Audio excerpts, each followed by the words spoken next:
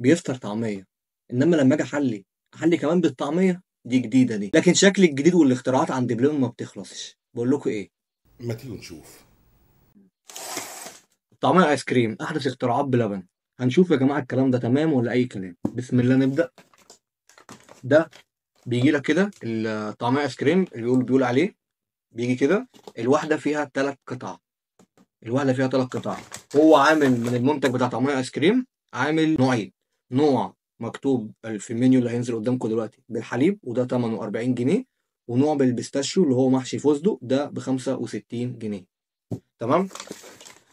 نشوف بقى الطعميه ايس كريم عمال ينزل اختراعات وحاجات. وهنشوف طالما عمل طعميه ايس كريم طب ما يعمل فول ايس كريم بالمره.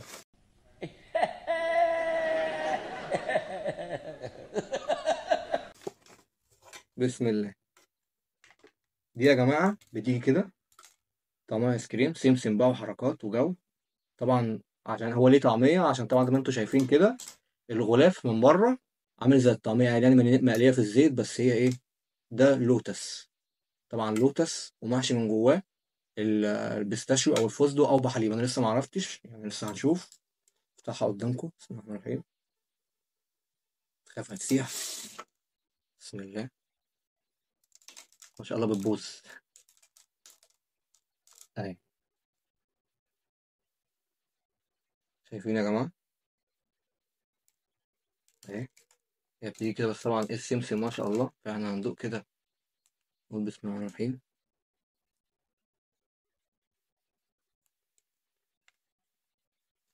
دي تقريبا دي اللي بالفستق.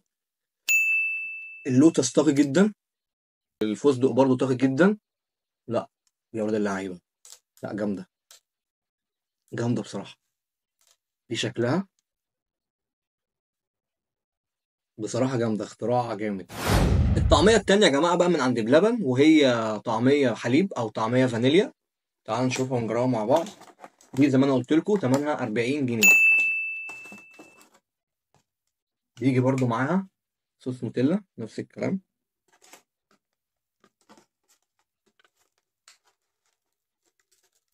وده برضو بيبقى شكلها اهو. بس في ملحوظه بقى يا جماعه، وانا بجيبها الكاشير قال لي اول ما تجيبها تاكلها في اسرع وقت، يعني اول ما تتجاب تتاكل. ان هي لو اتسابت شويه بتفرول زي ما انتم شايفين كده. فاهمين؟ دي بصوا عامله ازاي. التانية كانت ما شاء الله طعميه فيها سمسم وبتاع، دي الى حد ما يعني ايه، السمسم فيها قليل. اهو بسم الله الرحمن الرحيم. طبعا اللوتس كتير قوي فيها يا جماعه. بص. اه. بسم الله الرحمن الرحيم.